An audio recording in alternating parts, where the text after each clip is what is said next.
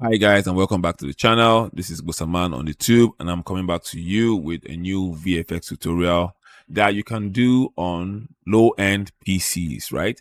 And oh, this tutorial will be AI powered, obviously, but with a little bit of twist where I'm going to have to show you how I apply a bit of control using good old Photoshop manipulating skills.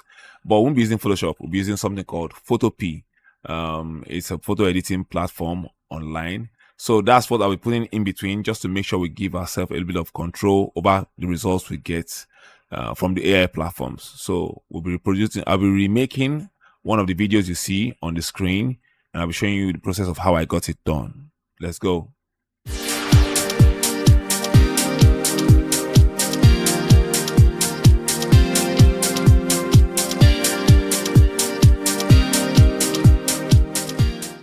Looking on the screen, you can see a couple of images. These are the assets I used to create the videos you saw earlier, and I'll be showing the process by which I prepared these images for us to create what you saw on the screen earlier.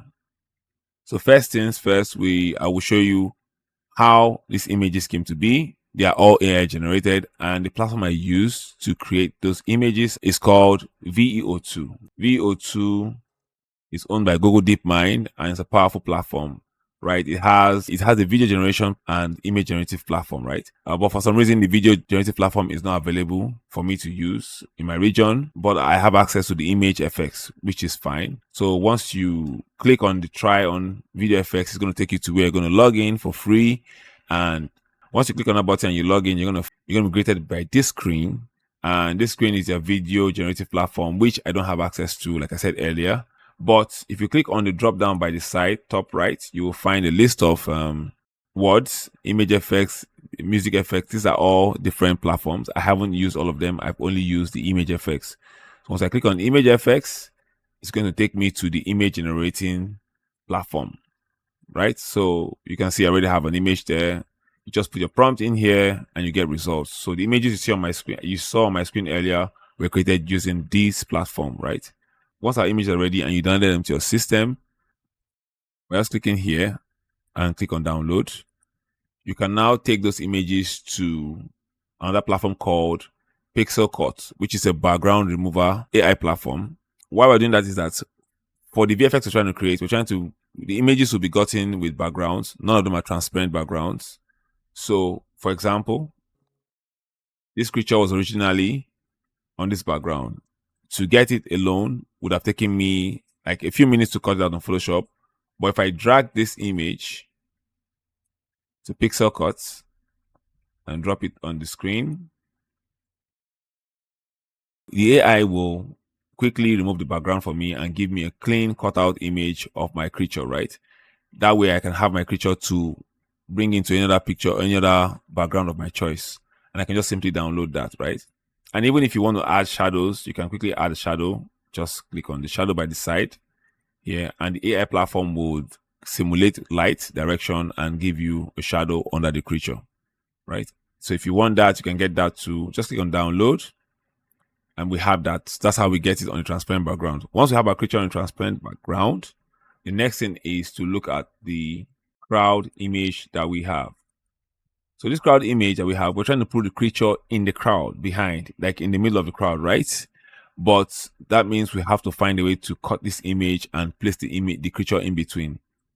I would also take this image, give it the same treatment I gave the creature by dragging it into Pixelcut. Just drop it over the former one we just did earlier.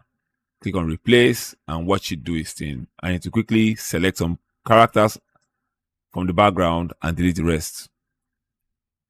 So once we have this, we can download this too. Now we have this image. We can quickly copy that and go paste it in the folders that we need them to be. So that is how I came about with this images you can find here. Now we have all the images we need. We can now go to the third platform, which is a photo manipulation platform called Photopea. We're going to drag our images there and begin to layer them in a way that they would match like they're in one scene. So I'm going to take the first image, the crowd, go to browser, Go to Photopea and drop it there, right? So we have our image there. This is the image we want, the background we want. So it's called photopea.com. If this is your first time, photopea.com. You don't need to log in or register. Just come in, enter the platform, and then use it, right? It's just like Photoshop. And then once that is done, we have this. Then we go and bring the crowd transparent layer we made, drag that into Photopea, and just drop it here. You can see it just blends in seamlessly, right? It's just there in the scene. If I turn off the back layer, you find that image is there. Now we're ready to bring the creature and place it in between the foreground and the background. So we'll go and bring the creature that we put on a transparent background earlier, drag, Pixelcut, and drop it here. Now once we drop it here, you can see it's in the foreground. We're going to have some issues. So first things first, we can scale it down. Put it somewhere here. And then accept. Then we drag it in between the layers of the crowd. So it's now looking like it's in the crowd, right? But if I turn off the foreground crowd, we can find we don't have shadows. Every other in the scene, every other character in the scene has shadows, right? Very faint shadows, but they have shadows. So we can go ahead and create ours just to make the creature seem like it's in the same scene with everyone else. So what I would do is I'm going to select the creature by holding Control on my keyboard and clicking on the thumbnail in the layers. Old Photoshop trick. If you've used Photoshop before, you should know this. So, sorry. So what this is going to do for us is give us the silhouette, the shape of the creature, so we can create a silhouette. I'll go and create a new layer just above the creature, but in between the layer of the crowd we cut out earlier, right? You can see the crowd layer is still up.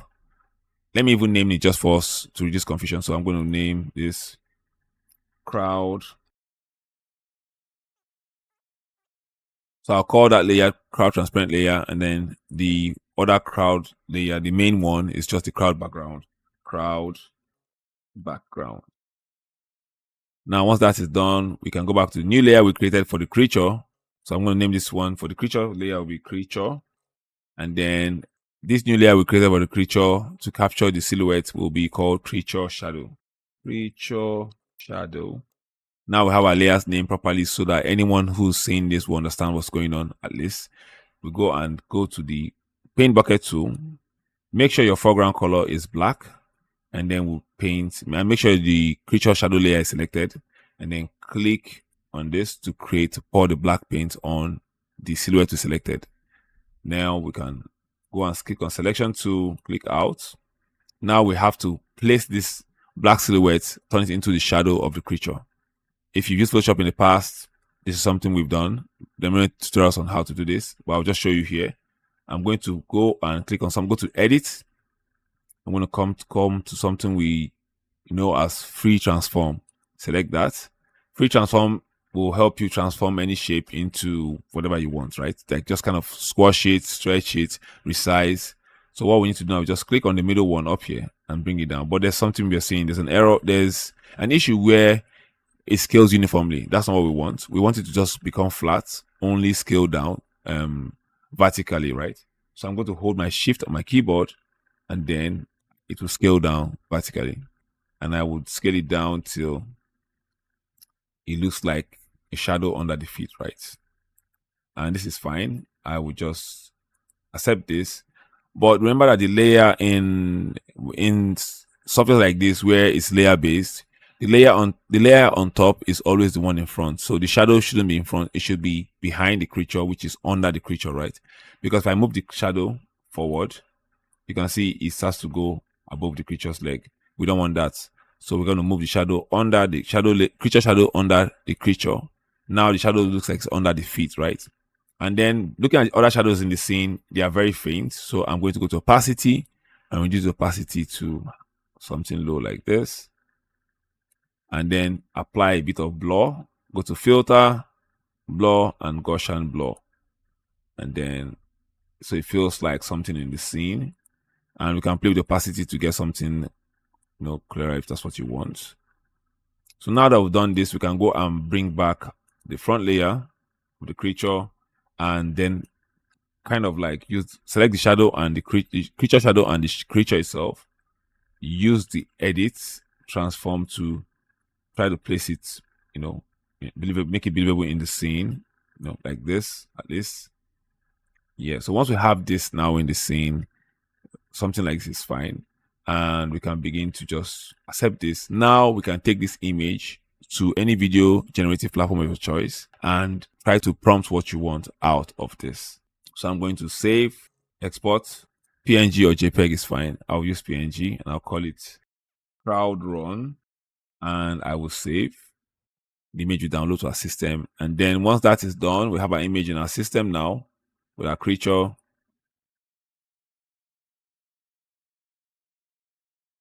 So we have our system, our image now with our creature like this, created in Photopea.